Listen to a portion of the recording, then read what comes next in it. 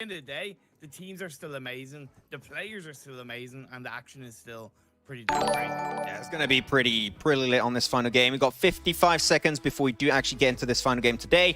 And that's going to be it. After this game, we're going to be done for the stream today. If you guys do not know, also, I believe it's like Sunday and Monday, Imperium will be doing the streams, because I'll be actually doing production stuff with Tencent and ESL, so I'll be doing some stuff for the Pmgc. Yep. But there you go, Imperium will be taking you in good hands, and hopefully we'll be woken up to... hoping you will be awake to actually do the stream itself, because... I will. It'll be a big difference with like solo casting and no stream whatsoever. Yeah. Okay, we're going into this one. Did you have like any maybe speculations, like anyone, like any team you're looking out for when it comes down to Miramar? Clearly Nova, right? Like Nova, when we looked at PEC, they were so strong on Miramar. I know, again, you got the ping factor in play and the fact that this is the global version of the game, so it does change things up in terms of how you're able to control the high ground areas, in my opinion. But definitely Nova, the way they rotated in PEC and Miramar was insane. In this game, I'm kind of thinking the same. Yeah, I do have to agree. I think they can do good. Like, we had also a hot drop actually happening last time we had a game over here. Was actually Canina Power versus Bigetron and Picardo, which was a really intriguing one. So I'm intrigued to see if we're going to have like other hot drops like at that level. I think it's going to be a pretty fun one to see. But at the end of the day, we've got some good stuff. Godsend actually doing pretty good today. They were, I'm going to say, pretty consistent. They got some pretty decent results. So good stuff on with the Godsend, the European boys. We'll see. Reeves especially, he took down a few players of Nova. He was pretty happy, I think. Look, here's the thing. Like, there's a lot of teams that are going to be going out in these scrims to try and prove something to not just the teams around them, but to themselves. Like, this is a kind of situation where teams are realistically trying to send messages to each other more so than get strategical plays, rotations kind of on the forefront. So that's why you're seeing like maybe a few more hot drops or a few more firefights rather than the strategical rotations in late game 14-15 team situations. Exactly. So I'm just looking. Everything's good. We're not going to have any face cam on my end, so on the stream, so we should be having a buttery smooth experience on this one. This is actually a decent circle, pretty central. We're not going to have too much to talk about. It goes really in favor of that plane path. As Bigetron now, Canina Power, they're not going to be here, so Picardo is going to be free real estate for the Bigetron boys. But I'm especially talked about Nova. They're actually going to be taking potentially their very own fight on next to Minas Generales, and also inside San Martin, we've got a big fight happening up there. It's going to be Team Secret versus Footballists, just like it happened on last game.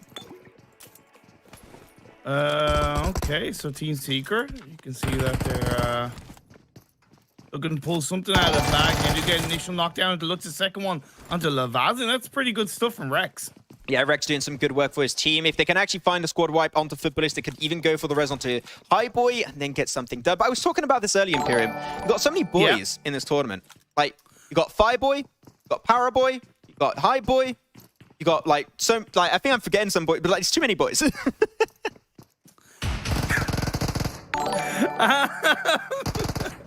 I really don't know how to respond to that, to be perfectly honest. Another knockdown until Lavazin puts Paulus down to just 2 players. I like the fact that Team Seeker are somewhat respecting this to maybe, you know, play outside the building a little bit, go for the revive onto Highboy. Although it's a little bit risky, I kind of respect that, because playing around the different levels of this building, there's never 100% security that you're going to win the engagement, that you're going to win that fight. Yeah. So having that man advantage, that's a much bigger you know, kind of notch in towards the advantage of your team compared to just going for that 2-2 fight.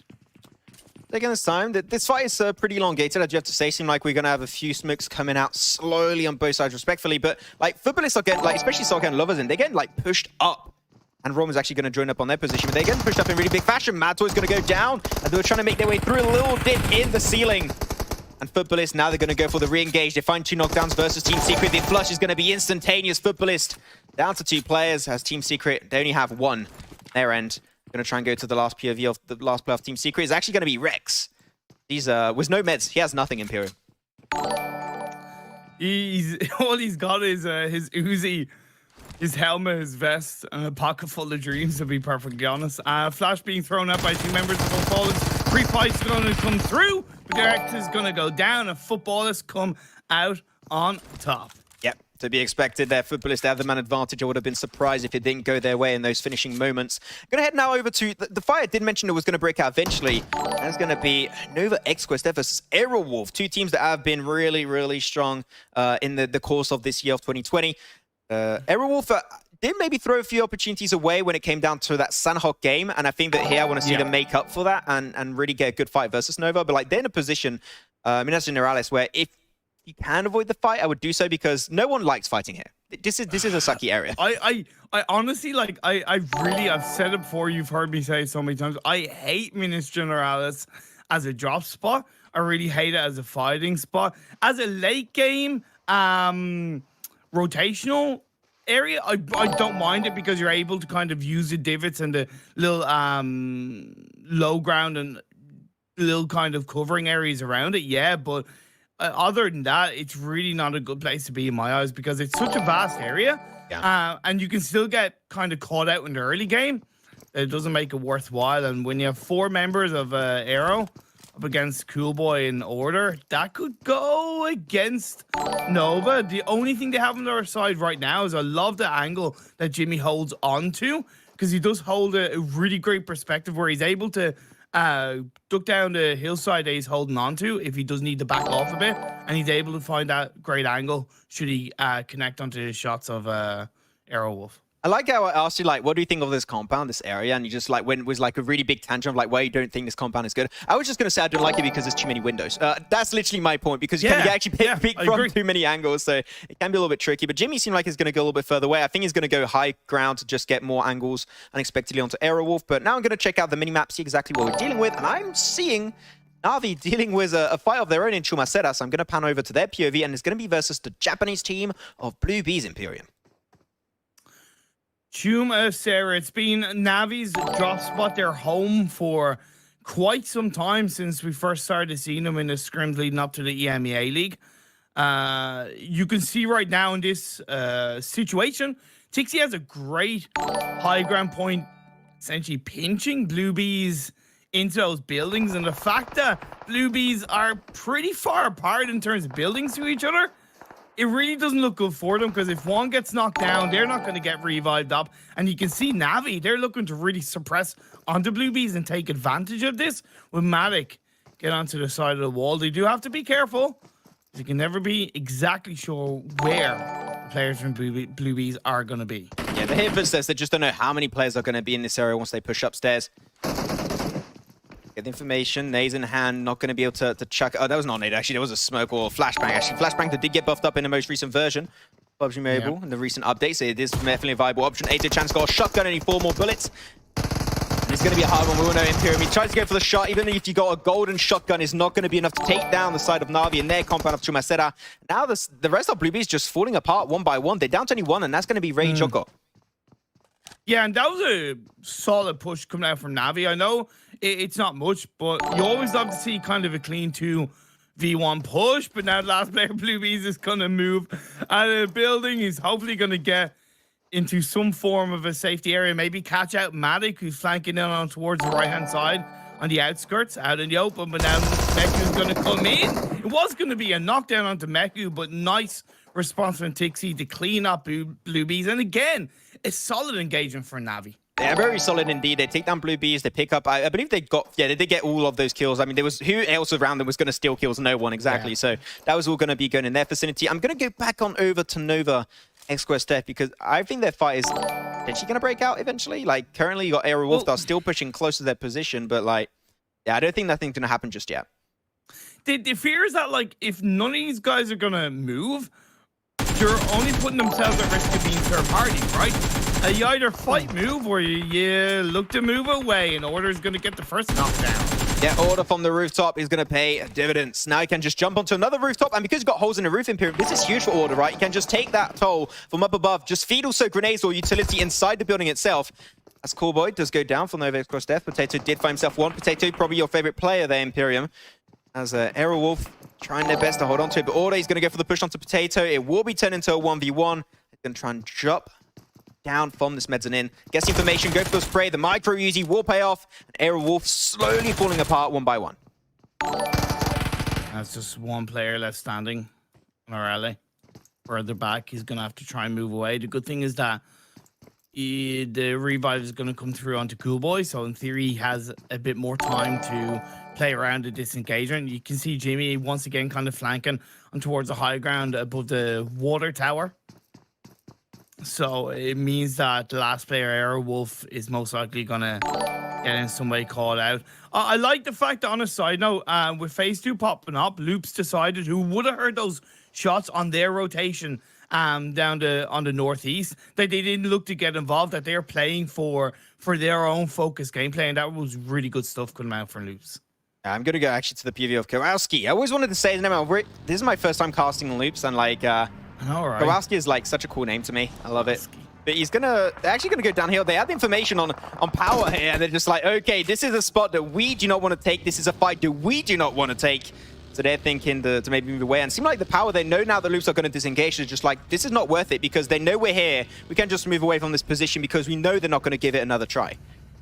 Yeah, and kind of looking at this phase 2 circle shift, the key areas you're looking at is definitely the high ground above Picado would be a really good spot to hold on to if you're coming in from either the outskirts or if you're able to cleanly rotate towards that area. And then you're kind of looking towards the high ground to the north of Tumasera. It's not as high as preferably be, but considering a lot of the terrain is relatively flat for this phase 2, at least close to the center of the circle, that's where I'd recommend. But what I do like is that you have 3 teams now towards the center of phase 1. You have Godsend, you have BTR, and you have A1.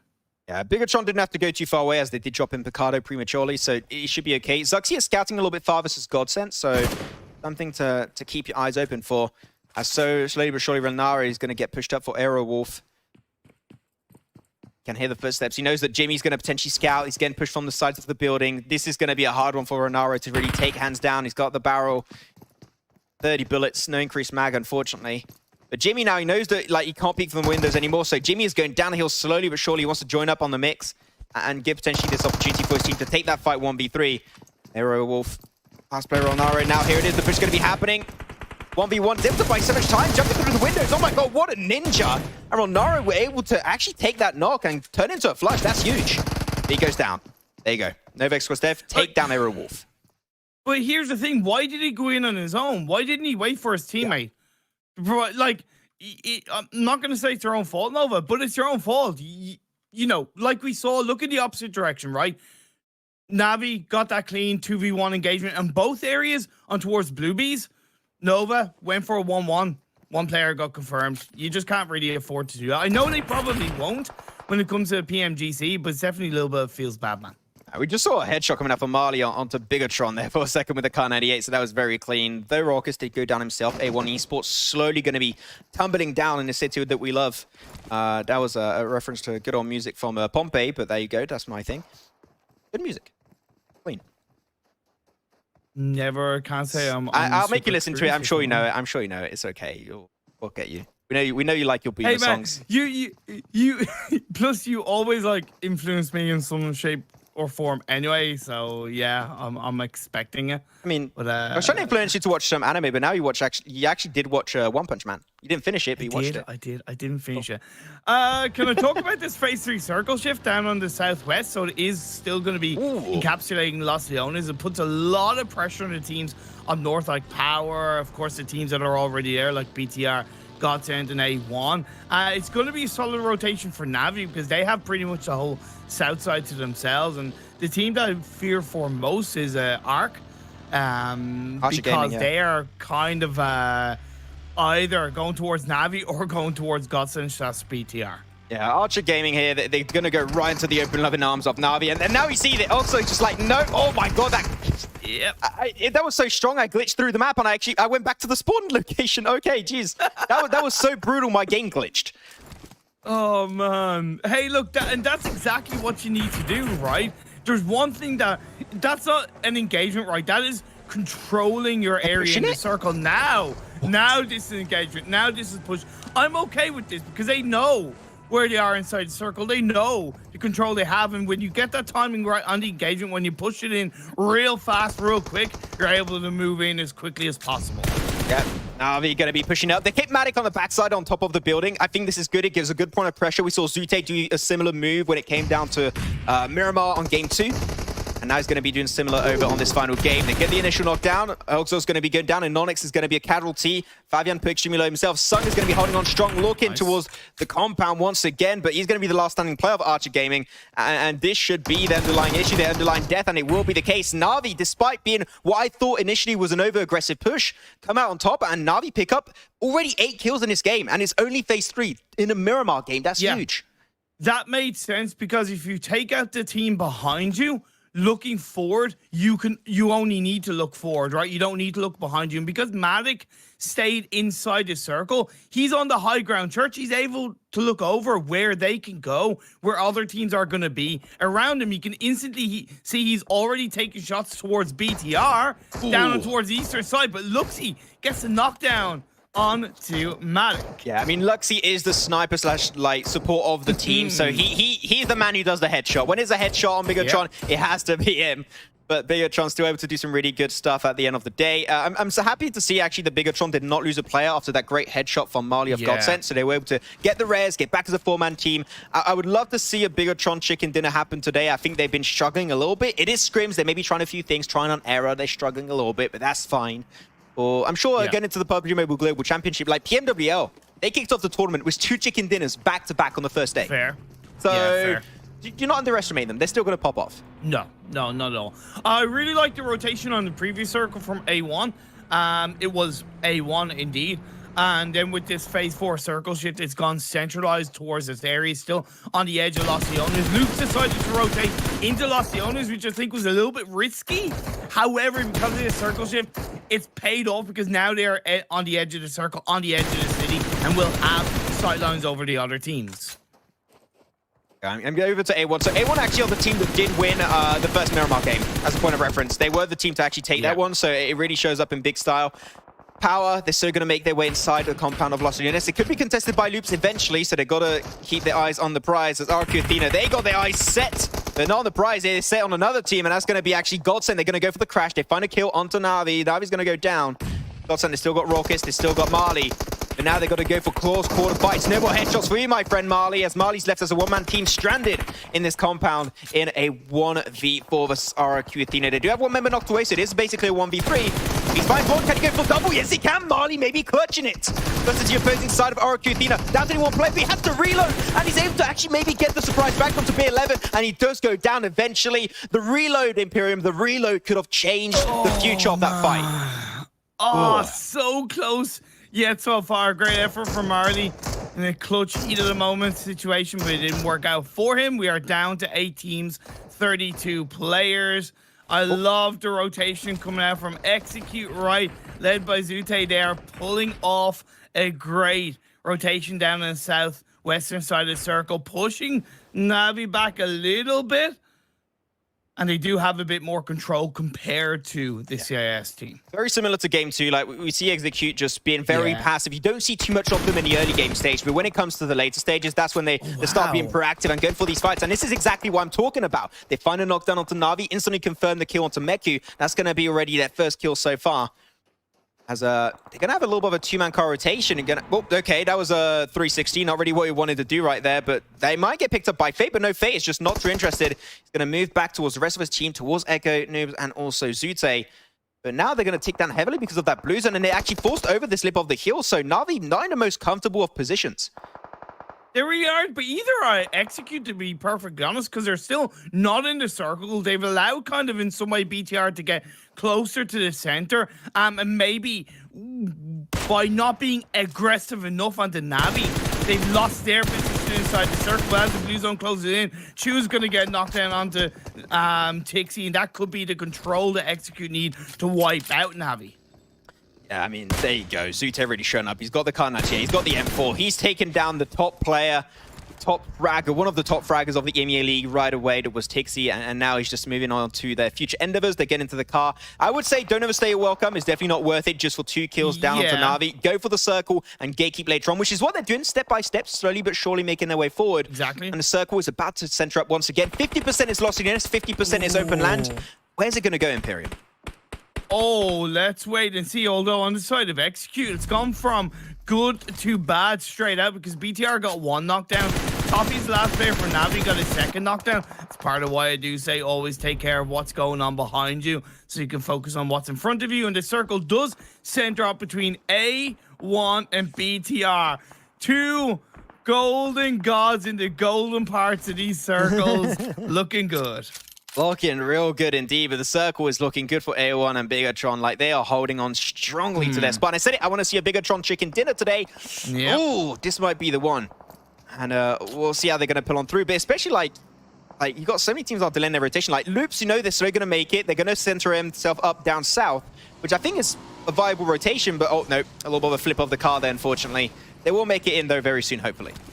Well, like the second they go towards the edge of the circle, they're in the sightlines of Execute and even A1. So it's really not a good place for Loops to be. They're going to have to fire their way through. They're going to have to shoot their way through. Yeah, they have a couple of vehicles, but those vehicles aren't exactly in the best of conditions. So they are exposed to getting caught out. Execute Zute is going to get out of his vehicle, followed by Fate. Pinching between 2 teams right now. Execute are going to find themselves under a bit of pressure.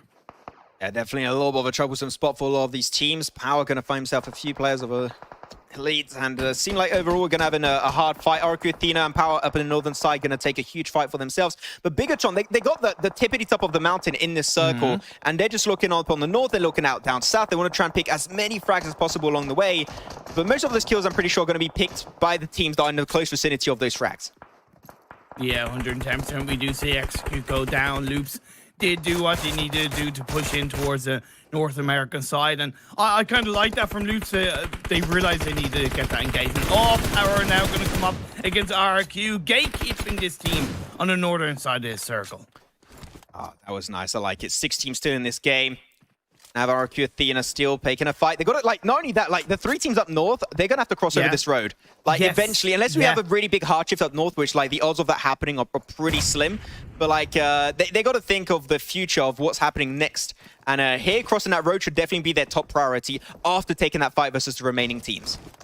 And I think that's why they're taking the fight, because at least they're grabbing kills before they have to move across the road. So at least they're grabbing extra points. And I agree with how Rrq are playing this. Yeah, I think it's definitely they're trying to make sure that no one's going to backstab them later on in the game. So I think that's a good call. Rrq Athena.